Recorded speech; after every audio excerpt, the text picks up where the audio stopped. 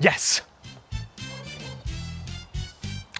Bowser is performing mass circumcision on toads, and I can prove it using Lord of the Rings lore, copious phallic metaphors, and 0 credible sources. Welcome to my channel. Okay, so current consensus is that Bowser recruited Goombas into his army, but the only tiny little minute issue with that is that it's only a fact. And facts are just commonly held beliefs by a lot of people. So if you convince a lot of people that that fact is wrong and then there is another fact, then you've got a new fact. So what fact?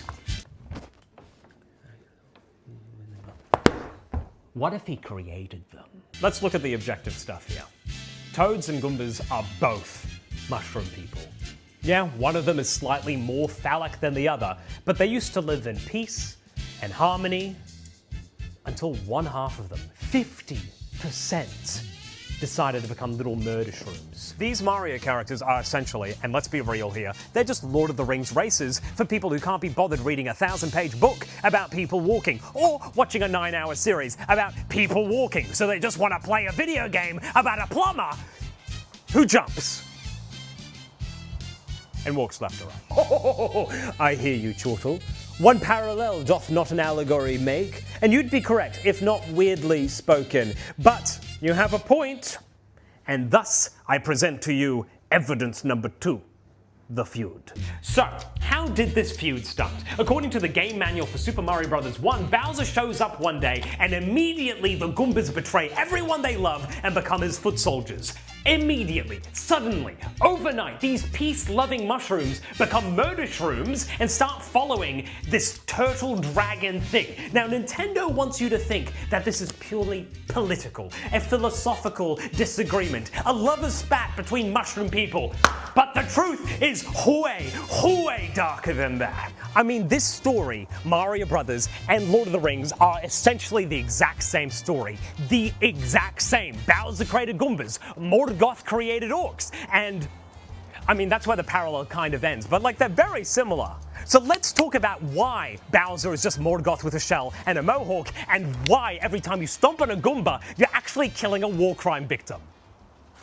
Okay, so here's what we know from official Mario lore. The Goombas used to live in the Mushroom Kingdom. They used to be part of society. They used to live at peace with the Toads until one day they did a complete 180 because Bowser showed up and they betrayed their entire civilization just like that. Nintendo never actually really gave us a reason. They never properly explained it. But they did. They have an official statement right here that Nintendo made. The reason why the Goombas betrayed the Mushroom Kingdom and joined Bowser's cause is because they joined Bowser's cause. Bravo, bravissimo, such intelligent writing. No explanation why an entire species would just completely betray their civilization and switch sides. They just joined Bowser. Now let's look at Tolkien, who had slightly better writing. Now, in Lord of the Rings, orcs used to be elves. We all know elves. They're beautiful. They love nature. They're agents of the Matrix. Until one day, Morgoth tortured them, did dark magic to them, and then they became ugly. And then they became violent. And they became the monsters that we all know and love called orcs. Look at a toad. Now look at a Goomba. Now look at that toad again. Now look at that Goomba again. Do you notice the distinct lack of political paraphernalia? Do you notice the lack of toad-phobic slurs? It is just not political. It is just discrimination based on looks. It's purely physical. One of them has a full cap. The other one has a trimmed cap. I'm dropping hints here.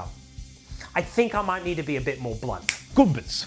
Orcs. They share the same biological origin as their good counterparts. Orcs used to be elves just like Goombas used to be toads. I mean, Tolkien's orcs were mutilated, they were tortured, they were twisted until they are barely recognizable as the elves they used to be.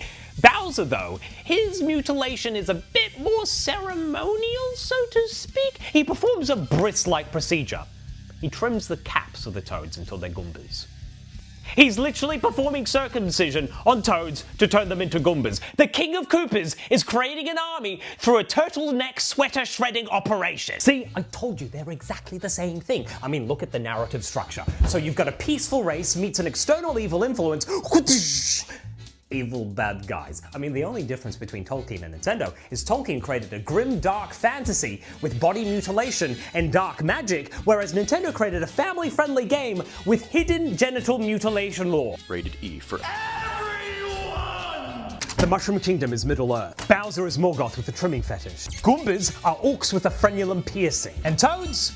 Well, they're elves with tube socks. In Tolkien's Lord of the Rings, corruption is permanent. Once you're an orc, you are ugly and you are evil forever. But in Mario, Goombas can actually change sides. I mean, look at Goombella in The Thousand Year Door. Look at Goombario in Paper Mario. Look at Goomba in Mario Kart. I mean, these Goombas were able to say to King Koopa, "Fuck you, I want to be a good guy," and they did it. These Goombas probably have forums, subreddits like 4-Toad Restoration where they discuss whether they can grow their caps back, and maybe even share before and after photos of their growth. Unlike Morgoth's irreversible dark magic, Bowser's conditioning can actually be undone. It's just really unfortunate that most of the Goombas just choose not to do it. So, in conclusion, did Bowser actually turn toads into Goombas? Absolutely fucking yes. Now you may be asking, what's my source for all of this? I made it the fuck up. Okay, so it is a bit of a stretch. It's a theory held together by phallic imagery, circumstantial evidence, and an uncomfortable amount of circumcision metaphors. But hey, it does make sense if you squint your eyes tight enough that you can't see. So next time you're playing Mario and you stomp on a Goomba, remember you're not just defeating a simple enemy, you're crushing a fallen mushroom person who's made some poor decisions, got an unfortunate haircut, and probably needs therapy. Speaking of therapy, you should probably like and subscribe to my channel so my tiny little ego doesn't fall apart.